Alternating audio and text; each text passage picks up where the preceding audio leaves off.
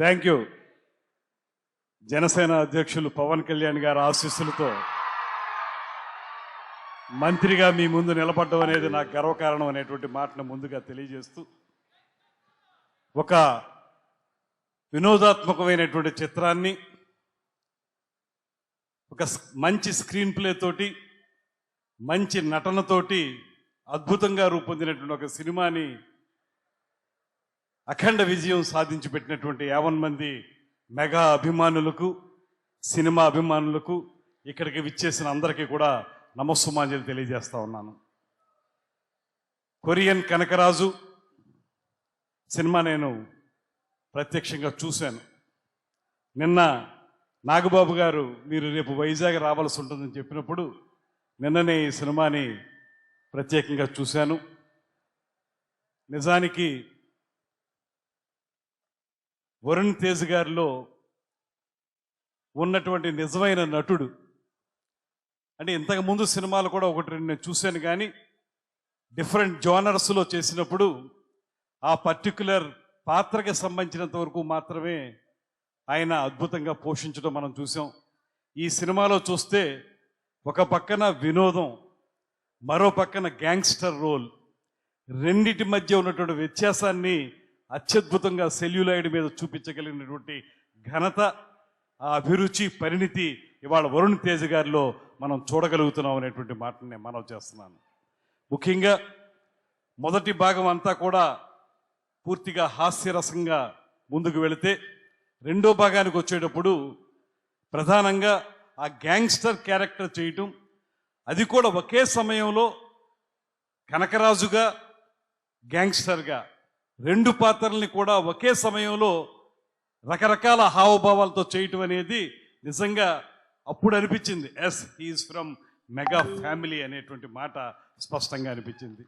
ఆ మెగా కుటుంబంలో ఉన్నటువంటి ఆ ప్రత్యేకతని ఇవాళ ఆయన చేసినటువంటి నటనను చూసినప్పుడు అది ఒక హోలిస్టిక్ క్యారెక్టర్ని బాగా చేశారనేటువంటి మాట కూడా ఈ సందర్భంగా నాకు ప్రత్యేకంగా కనిపించింది.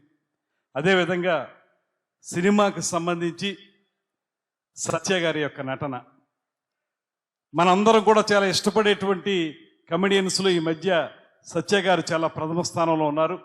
ఈ సినిమా అయితే అవుట్ అండ్ అవుట్ ఆయన్ని అభిమానించినటువంటి వారు ఎవరు కూడా ఆంధ్రదేశంలోనే కాదు, తెలుగు ప్రేక్షకుల్లో ఎవరు ఉండరు అనేటువంటి మాటను కూడా ఈ సందర్భంగా నేను మనవి చేస్తున్నాను.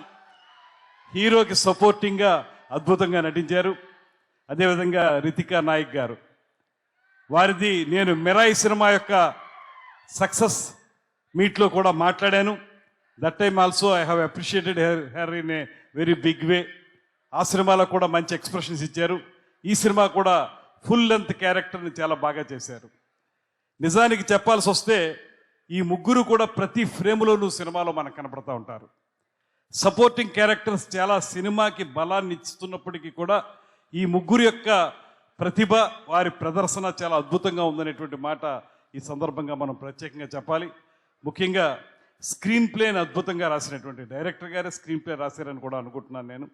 మేర్లపాక గాంధీ గారు స్క్రీన్ ప్లే కూడా చాలా అద్భుతంగా ఉంది.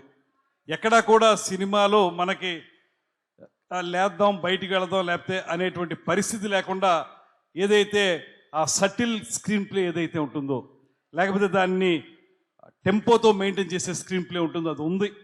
సాధారణంగా ఇక్కడి నుంచి మళ్ళీ కొరియా వెళ్ళేటప్పటికి కొరియాలో ఉండే సన్నివేశాలు అవన్నీ కూడా మనకు కొంచెం పూర్తిగా చూడగలవా లేదా అనేటువంటి పరిస్థితుల్లో కూడా ఆసక్తిని ఎక్కడా కూడా తగ్గించకుండా సినిమాను అద్భుతంగా రూపొందించినందుకు డైరెక్టర్ గారికి ప్రత్యేకంగా అభినందనలు తెలియజేస్తున్నాను. అదేవిధంగా నిర్మాత గారు, ఆయనతోటి సినిమా రిలీజ్కు ముందే నేను మాట్లాడడం జరిగింది. కారణం ఏంటంటే ఇవాళ మనకున్నటువంటి సెన్సార్ బోర్డు ఉన్నటువంటి కొన్ని రకాల ఆంక్షల వల్ల కొంచెం ఇబ్బంది కలిగితే ఆ సమయంలో ఒక ఫోన్ కాల్ మాత్రమే నేను సెన్సార్ బోర్డు వారికి చేయటం జరిగింది. చేయటం వల్ల ఇబ్బంది లేకుండానే అవన్నీ కూడా జరిగినాయి. కానీ అల్టిమేట్గా చూస్తే ఇవాళ నేను సినిమా రిజల్ట్ చూస్తే ఈ సినిమా వరుణ్ తేజ్ గారి కెరీర్లో ఒక బెస్ట్ ఫిల్మ్గా నిలబడుతుంది.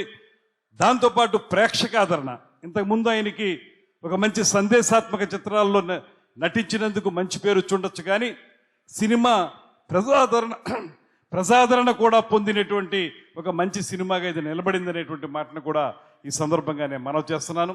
ముఖ్యంగా ప్రేక్షకులు ఎవరైతే ఉన్నారో మీ అందరికీ ఇలాంటి మంచి సినిమాని ఆదరించినందుకు మీ అందరికీ కూడా ప్రత్యేకమైనటువంటి అభినందనలు. ముఖ్యంగా నేను ఇక్కడ ఉన్నటువంటి మా మిత్రులు సహచర శాసనసభ్యులు మా అందరికీ కూడా రోజు నిత్యం విమర్శలు ప్రతి విమర్శలతోటి కొంచెం హీట్గా ఉండే మాకు ఈ సినిమా చూస్తే మనసు చాలా దూది పింజలాగా తేలిపోయింది అనేటువంటి మాటను కూడా ఈ సందర్భంగా నేను మనవి చేస్తున్నాను. చాలా హ్యాపీగా ఫీల్ అయ్యాం, ఆనందంగా ఫీల్ అయ్యాం. 2 గంటల 45 నిమిషాలు ఈ సినిమా నిడివి. ఈ 2 గంటల 45 నిమిషాలు నిడివి కూడా సినిమా ఎక్కడా కూడా ఇబ్బంది లేకుండా తీసినందుకు దర్శక నిర్మాతలకి కురు మొత్తానికి కూడా ప్రత్యేకమైన అభినందనలు తెలియజేస్తూ వరుణ్ తేజ్ గారి కెరీర్లో ఇది ఒక అద్భుతమైన సినిమా అవుతుంది.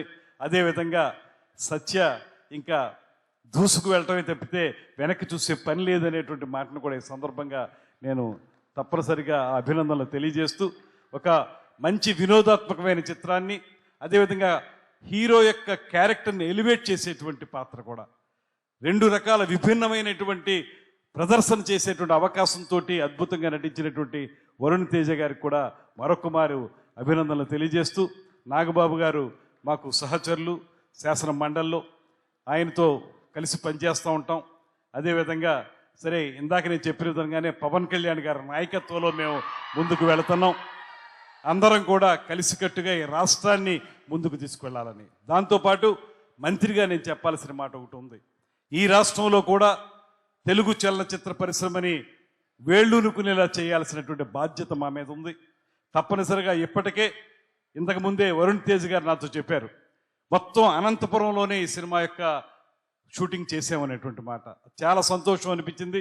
ఇవాళ ఆంధ్రదేశంలో సినిమాలు షూటింగ్లు ఎక్కువ జరుగుతూ ఉన్నాయి, లొకేషన్స్ బాగుంటాయి, వేరే ప్రాంతాల కంటే కూడా ఎక్కువగా మన దగ్గరే జరుగుతున్నాయి. దాంతోపాటు ఇంకొక మంచి విషయం నాకు ఆయన అనంతపురం అని చెప్పినప్పుడు, అనంతపురం యొక్క యాక్సెంట్ ఏదైతే ఉంటుందో ఆ రాయలసీమ యాక్సెంట్ ఎక్కడా కూడా ఏ క్యారెక్టర్ కూడా దాన్ని డీవియేట్ అవ్వకుండా చివరి వరకు కూడా టెంపో మెయింటైన్ చేశారు.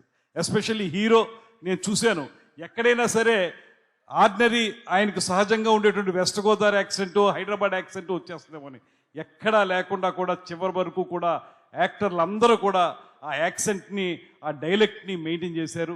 అది కూడా మంచి ఒక ఉదాహరణగా చెబుతూ తెలుగు చలనచిత్ర పరిశ్రమకి అవసరమైనటువంటి సహకారం అందించడానికి ముఖ్యమంత్రి చంద్రబాబు నాయుడు గారు, స్వయానా కళాకారుడైనటువంటి పవన్ కళ్యాణ్ గారు ప్రత్యేకంగా దీని మీద దృష్టి పెడతా ఉన్నారు. మిమ్మల్ని అందరినీ నిర్మాతల్ని వారిని కూడా నేను కోరేది ఒకటే, షూటింగ్లు ఇక్కడ బాగానే చేస్తున్నారు కానీ మౌలిక సదుపాయాల కల్పన, స్టూడియోలు కానీ రికార్డింగ్ థియేటర్లు కానీ రికార్డింగ్ థియేటర్లు కానీ ఇవి ఎక్కడా కూడా మన రాష్ట్రంలో మీరు నిర్మించడం లేదు.